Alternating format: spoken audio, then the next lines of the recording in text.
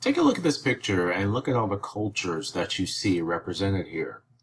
I'm sure for some of you, the first thing you noticed is there were whites, blacks, Hispanics, Asians, Indians, South Asians represented. There's probably people of mixed race origin in here as well. We can obviously see that there are younger versus older in here, and obviously see those who are possibly male and possibly female. We can't make that assumption anymore in the year 2016, but that leads me to my point.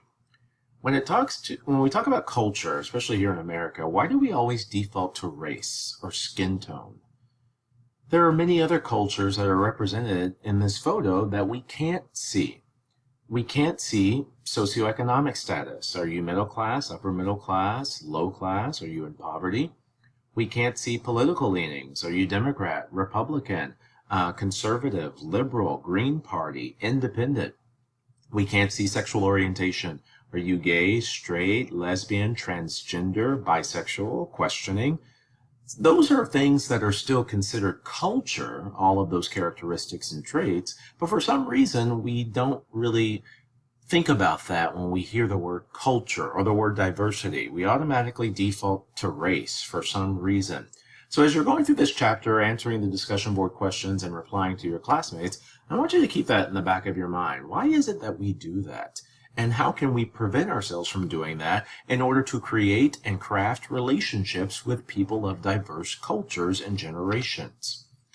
One of the things about culture that we should be aware of is that we learn culture. We're not really born, we're not born with culture. And what I mean by that is it's not passed down in our genes. Instead, it's passed down through communication. One of the things that's in IB here is it's a learned system of knowledge. And what that means is we have to learn about our culture. How do we learn about our culture? You could say from your parents, you could say from your church, you could say from your classmates, you could say from your peers. Some people learn just through mimicking and experience. Think about this, and I hate to use this example, but it's probably one of the better examples out there. Do you know someone who is racist? I think we could all raise our hand on some degree, some level. And the question becomes, how do we know, or how did that person become racist? They weren't born racist. You don't come out of the womb knowing the concept of race or the concept of discrimination based on race. But yet, that person is racist to this day. They had to learn about that, learn what it meant to discriminate based upon a certain skin tone or color. And I have people always say, or students always say, but Mr. Sean, I was born Latina, or I was born black, or I was born gay, so isn't that me being born with culture? And the response is you're born into that particular culture, but you're not born knowing the values, the beliefs, and the norms of that specific culture. There are cultures that you all are a part of that you know about, but maybe you don't agree with every single thing of that culture, yet you're still proud to be part of what that culture is and what they represent. But sometimes it becomes, should we stick with our culture, or should we dismiss our culture to learn about another culture that we want to be a part of, or possibly a new culture? And three terms come into play here. The first, when we talk about transmission of culture, how we move around cultures or learn about other cultures, is enculturation. This is your native culture, what you're born into. So you could be born into the Latino culture. You could be born into the German heritage. You could be born into a specific culture that you deem part of your life and you deem something that's very important to who you are. That's your native culture. But acculturation is where we learn about another culture, basically the culture that we're in currently, or a new culture, a host culture. Essentially, we're learning about the rules and norms of a different culture that's different from the one that we were born in, or that's different from what we identify as our native culture. I'll give you an example. The culture I was born into was small town Texas, small town conservative Texas. I had to acculturate or learn about the host culture once I got to college.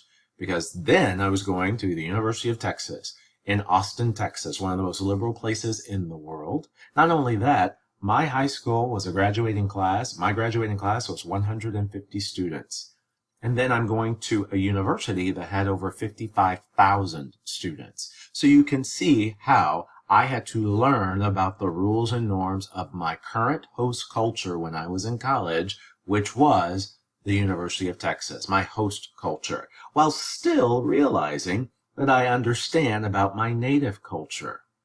But some people believe it doesn't matter where you come from. It doesn't matter what your native culture is. It doesn't matter what the host culture is. If you step foot into a brand new culture, you should leave everything behind. And that is what assimilation is. This idea that we should conform or adapt to a certain group. What I want you to do for your fifth question on the discussion board is I want you to, I don't mind if you Google this, just Google the word assimilation. Come up with a definition in your own words, and yes, I realize the definition's right here. And my question to you is, people who want to come to the United States from another country, should they acculturate? Should they go through acculturation?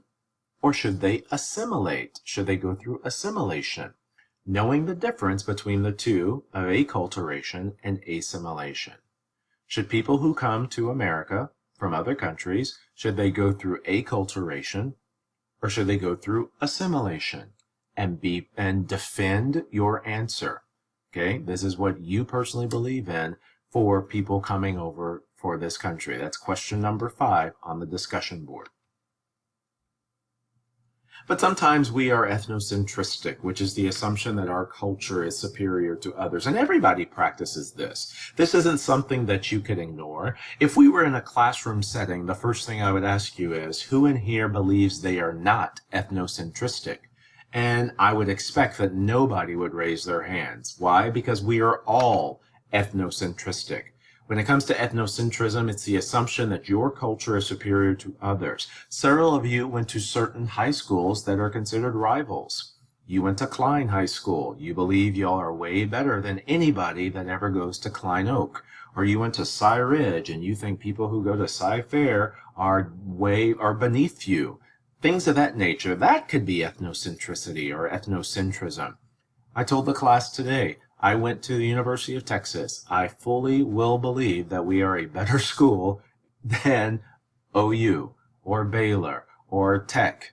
When you talk about ethnocentricity, though, it could be on a broader, wider level. Think about us as Texans and how we have this culture here in Texas that we are the best state in the union, the best state ever. How our barbecue down here is way better than barbecue from Memphis or barbecue from North Carolina. It could be so simple as that, as ethnocentricity. But it could also be as harmful and dangerous as my race is superior to your race, or my part of Houston that I live in is superior to your part of Houston, or my values and beliefs politically are superior to your values and beliefs politically. And what does ethnocentricity get us? Where does it get us? What does it cause? Could it be the root cause of some of the issues that we have today, here in the year 2016 in the United States of America? The problem with ethnocentricity, when we talk about this idea that we believe our culture is superior to others, is because we believe our culture to be normal. Why do we believe our culture to be normal? Because we're a part of it. We would never be a part of something that's abnormal, would we? So everything that we believe in with our particular culture, whether you learned about this culture later on, whether you adopted your ways to this particular culture, or whether you were born into this culture and had to learn the values and beliefs of that culture, as long as you are a part of that particular culture or co-culture, you will consider it normal, because how dare you admit that you would be a part of a culture that is abnormal. That's something that goes against the grain of what you believe. So think about ethnocentricity, how it impacts our relationships with people of diverse backgrounds and cultures. And I want you to answer that question 5 for the discussion board. So people who come to the United States, should they acculturate? Should they practice acculturation, or should they practice assimilation? And I look forward to interacting with you on the discussion board.